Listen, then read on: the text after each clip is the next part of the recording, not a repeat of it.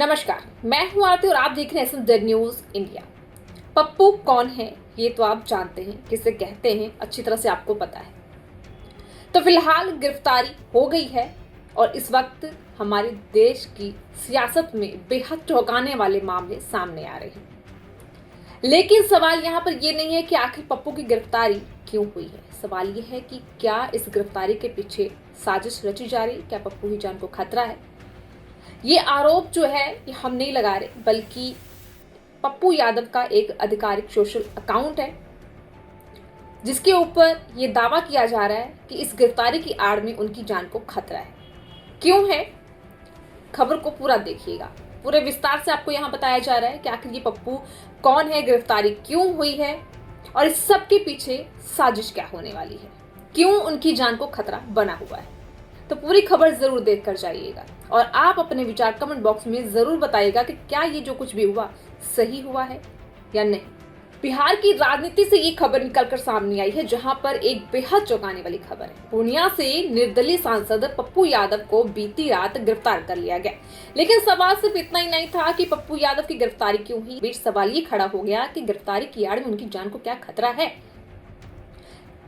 पप्पू यादव के आधिकारिक social media account से एक वीडियो सामने आया जिसने सियासी गलियारों में भूचाल ला दिया। वीडियो में पप्पू यादव की कहते हुए नजर आए कि रात करीब 10:30 बजे पटना पुलिस सिविल ड्रेस में उन्हें गिरफ्तार करने आई, उनके घर पर पहुंची। उन्होंने दावा किया कि अभी अभी दिल्ली से पटना लौटे थे और पुलिस दल बल के साथ उन्हें उठाने आई है।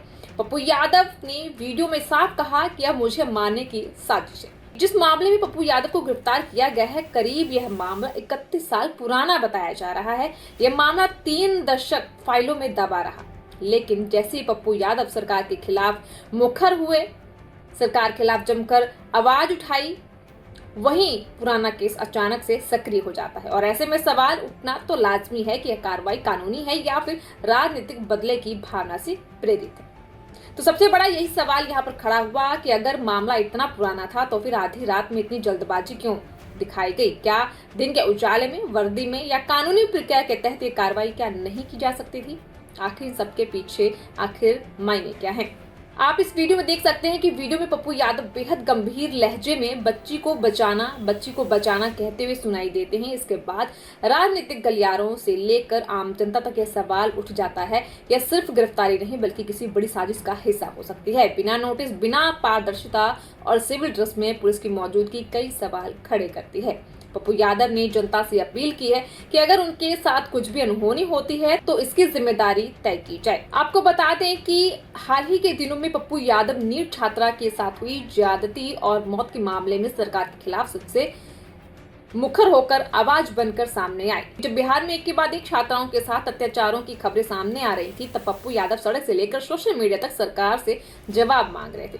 उन्होंने खुले मंच से कहा कि बिहार में बेटियां सुरक्षित नहीं है और सरकार अपराधियों को बचाने में लगी हुई है। यही नहीं, उन्होंने शिक्षा व्यवस्था, पेपर लीक, बेरोजगारी और कानून व्यवस्था पर भी लगातार सवाल उठाए। सूत्रों के मुताबिक अगर बात करें तो पप्पू यादव की सबसे बड़ी गलती यही है कि वो डरते नहीं हैं। वह सत्ता के खिलाफ सीधे और बेबाक तरीके से बोलते हैं, चाहे नीट घोटाला हो, महिला सुरक्षा का मुद्दा हो या फिर गरीबी की आवाज का। और इसी बीच विपक्ष ने इस गिरफ्तारी को लेकर बीजेपी पर बड़ा हमला किया। विपक्षी दलों का कहना है कि जो भी सरकार के खिलाफ बोलेगा उसके साथ यही होगा, कभी ईडी, कभी सीबीआई, कभी पुलिस और अब आधी रात की गिरफ्तारी।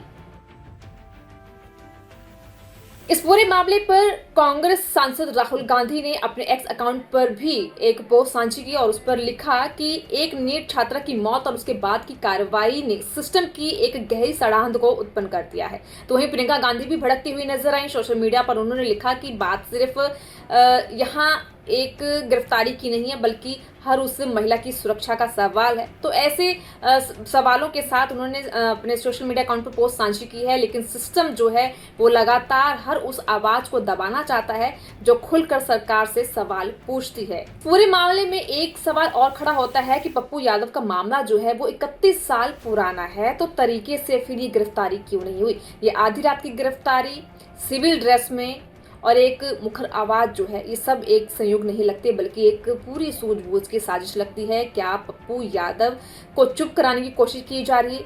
क्या लोकतंत्र में अब आवाज उठाना गुनाह बन चुका है? इसलिए सवाल आपसे भी है कि आप क्या सोचते हैं इस तरह के सिस्टम में। अपने विचार कमेंट बॉक्स में ज़रूर बताएं।